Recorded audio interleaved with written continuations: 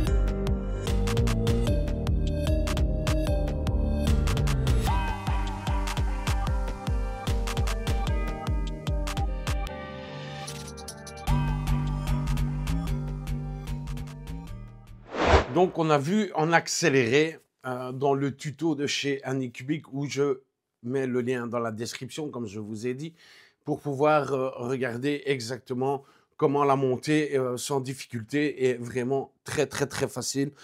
La machine, comme le Ace, qui fonctionne très bien, c'est très simple. Le lien sera dans la description. Avant de la connecter, on va d'abord télécharger le slicer sur notre ordinateur. Et puis, nous allons faire les étapes pour la connexion de la machine.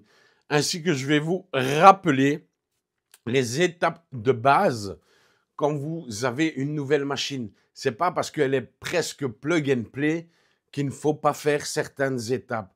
Je vous en dirai plus juste après qu'on aura regardé comment installer le logiciel et configurer notre machine sur notre ordinateur. Alors, pour télécharger le logiciel Slicer d'Anycubic, c'est très simple. Vous allez sur le site d'Anycubic et vous allez dans Logiciel, ici, qui se trouve là, Anycubic Slicer Next FDM. Vous cliquez dessus.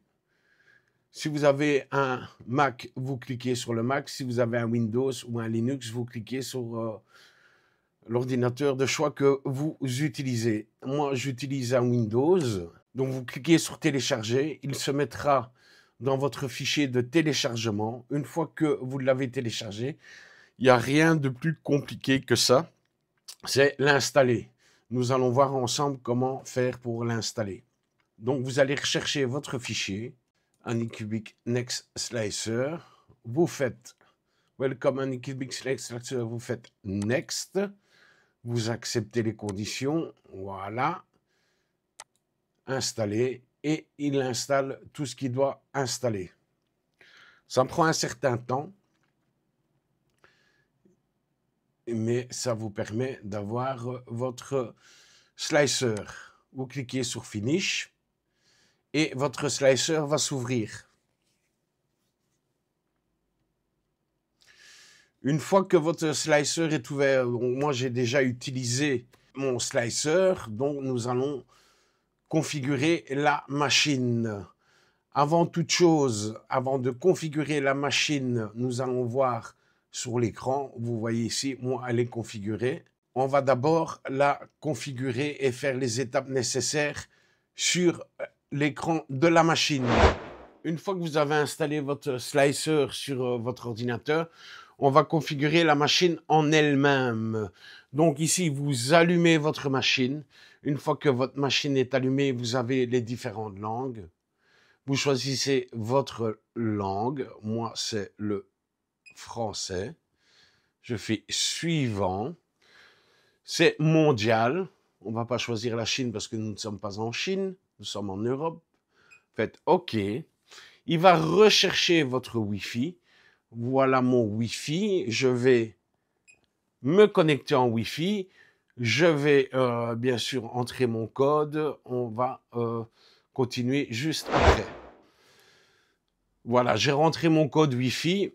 Donc, ma machine va se connecter à mon routeur. Vous voyez ici, elle est connectée. Ça s'affiche en bleu clair.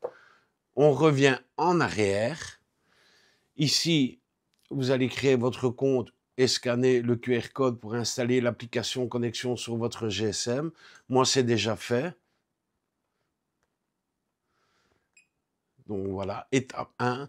Maintenant, nous allons faire un étalonnage, une compensation de vibration et un nivellement automatique. Vous laissez faire la machine.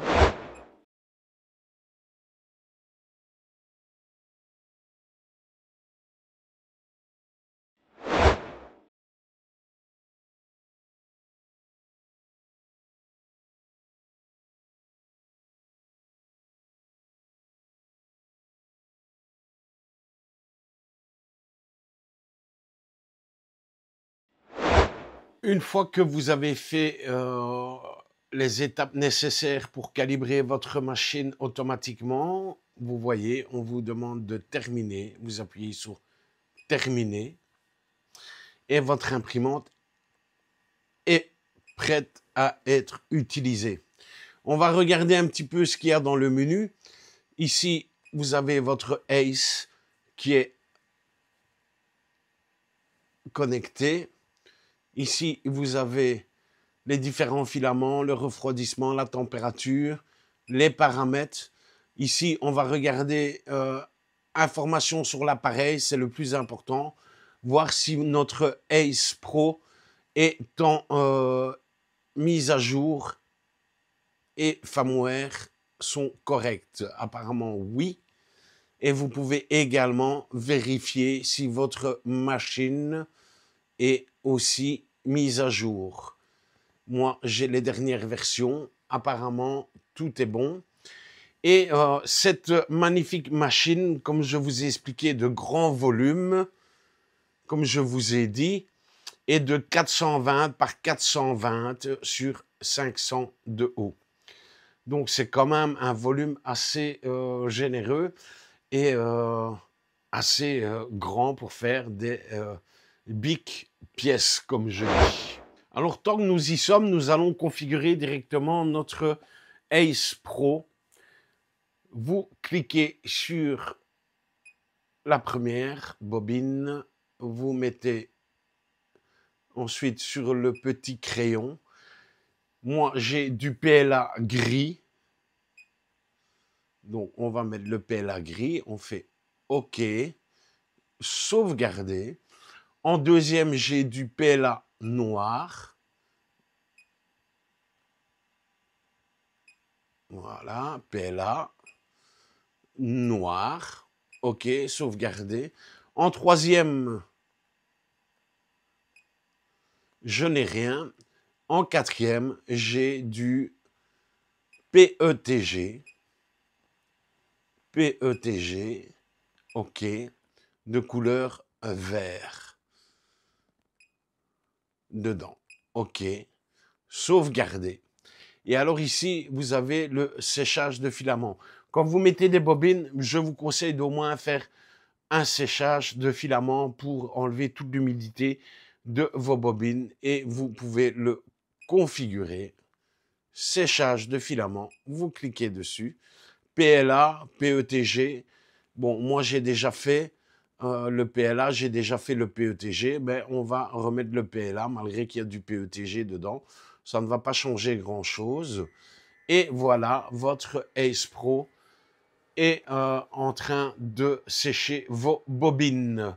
Maintenant, nous allons retourner sur la configuration sur notre ordinateur et après, on va vous faire un déballage de ce qu'on a réalisé et on va vous expliquer le principal, le plus important que beaucoup de créateurs de contenu oublient de vous dire et ne vous le rappellent pas assez souvent.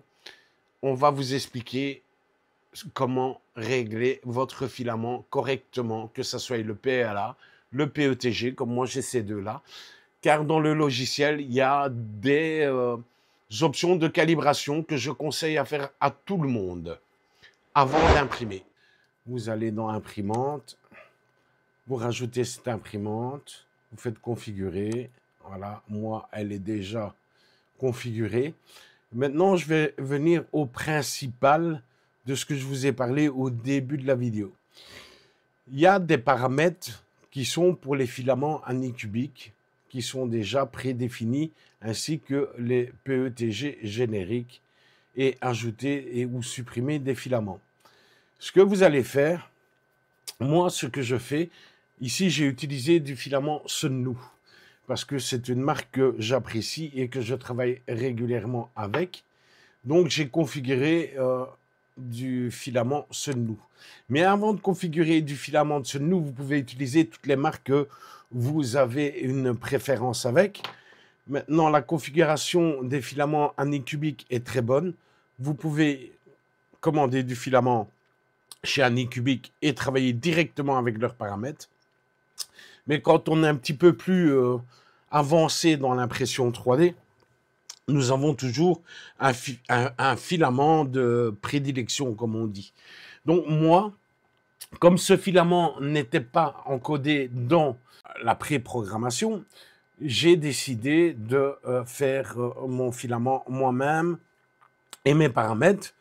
Donc à la base, ce que j'ai pris un filament, ici je vais le faire avec l'Anycubic PETG, j'ai pris le filament Anycubic PLA mat, qui va me servir d'exemple. Vous voyez ici, j'ai mis bien sûr le standard 0,20 mm. Et maintenant, la chose la plus importante, même si votre machine est plug and play, c'est faire les calibrations, mes amis. Vous devez faire une tour de calibration par rapport aux filaments que vous utilisez. Le PLA, le PETG, le TPU, le PETCF, la ZA, le PCTG et du filament personnalisé.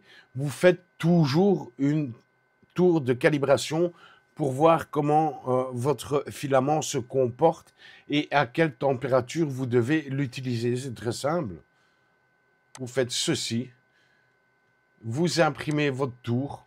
Ici, vous allez voir, vous avez différentes graduations. Une fois que vous avez trouvé la bonne température pour votre filament, vous le modifiez dans votre filament ici. Vous voyez, celui que j'ai pris en base, je vais faire modifier, ignorer, et je vais dire que celui-là, je peux le travailler à 240. 240 pour la première couche et 230 pour la deuxième couche.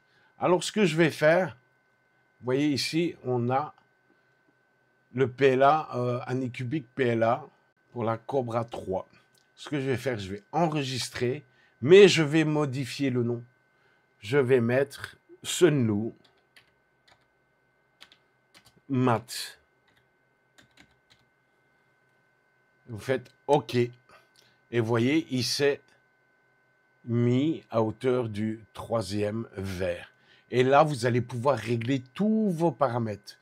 Donc, une fois que vous avez fait ceci, votre tour de chauve, vous allez dans calibration, vous faites le débit. Moi, je prends toujours la version perfectionniste et je fais mon débit avec le filament également. Et après, je fais les modifications de débit pour avoir une fluidité dans ma buse et qui permet d'avoir un débit tout à fait correct et une pièce totalement lisse.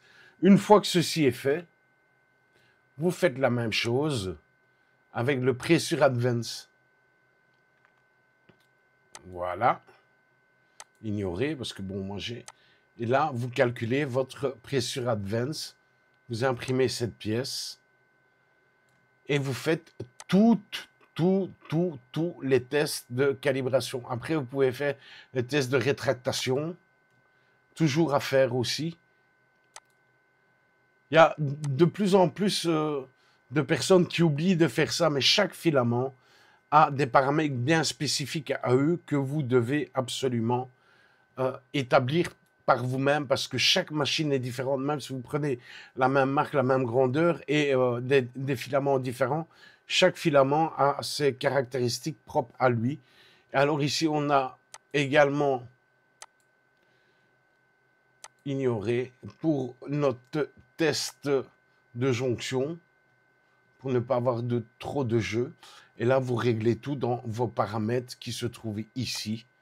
Il y a des explications complètes sur YouTube et ainsi que sur le wiki de chez Anycubic, comment régler ces filaments. Mais faites-moi plaisir, même si vous êtes habitué, faites-le à chaque filament que vous utilisez. Maintenant, je vous conseille d'utiliser la meilleure marque qui vous plaît à vous et de toujours travailler avec cette marque. Une fois que vous l'avez fait, vous êtes tranquille. Donc, je vous ai expliqué un peu en gros ce qu'il fallait faire avant de commencer vraiment à printer si vous n'utilisez pas le même filament que la marque de la machine. Quand c'est le filament de la marque de la machine, vous allez voir ici, ils sont déjà pré-réglés. Hein. Donc, tous les paramètres sont déjà pré-réglés. C'est tout simple et il fonctionne très bien. Maintenant, si vous voulez être un petit peu plus perfectionniste, n'oubliez surtout pas de faire vos calibrations. Ici, calibration. Vous faites votre test de calibration. Maintenant, nous allons passer à autre chose. J'ai voulu faire ce petit rappel à l'ordre pour tous les printeurs et les débutants, toujours faire les calibrations.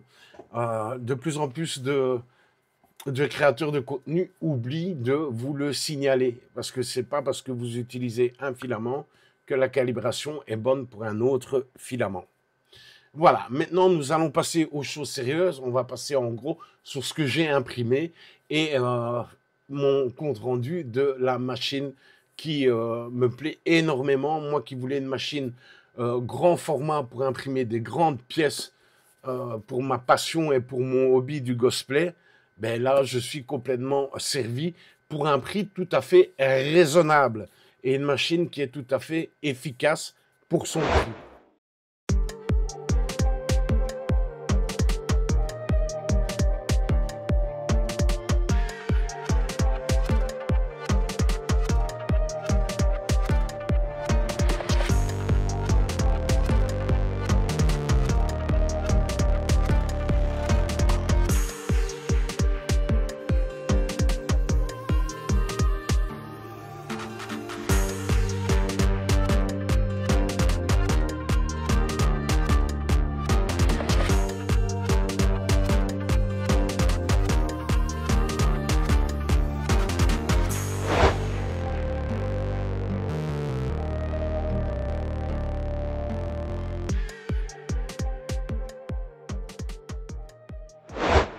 Bon, en gros, qu'est-ce qu'on peut dire de cette machine?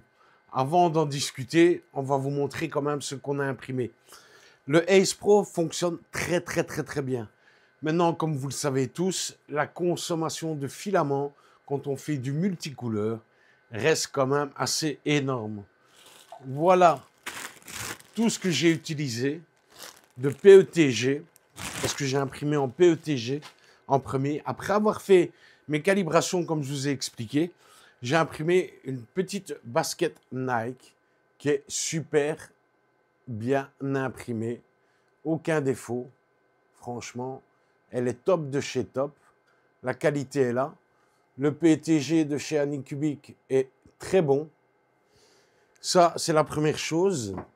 Après, j'ai imprimé le fameux cube que vous voyez ici, qui est modulable, qu'on sait, hop, voilà, faire ce qu'on veut avec. Qualité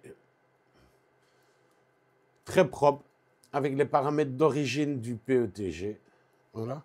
Ensuite, je me suis dit, nous prenons du gros volume, c'est quand même pour imprimer du gros volume. Donc j'ai imprimé ce gorille. Au départ, je n'ai pas voulu aller trop haut pour tester. Donc ce gorille qui est superbe, qui va être bientôt mis en peinture. Après, je me suis dit, allons plus dans les détails.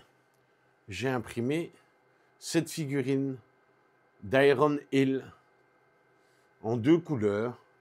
Les changements de filaments se sont super bien passés, toujours en PETG. Après, je devais bien évidemment vider mes bobines. Donc, j'ai mis dans mon Ace Pro toutes les bobines de PETG qui me restaient, les fins de bobines, et j'ai tout mis de la même couleur. Ainsi, ça se changeait automatiquement. Je n'avais pas besoin de moi à chaque fois changer mon filament ou faire une pause et dire ah ben, on passe au 2, au 3, au 4 ou au 5. J'ai fait mon Scooby-Doo. Un Scooby-Doo-Bidou-Bidou. Les changements de couleur se sont super bien faits. Regardez, il n'y a pas de décalage. Tout est propre. J'ai mon beau petit Scooby-Doo que je vais peindre également.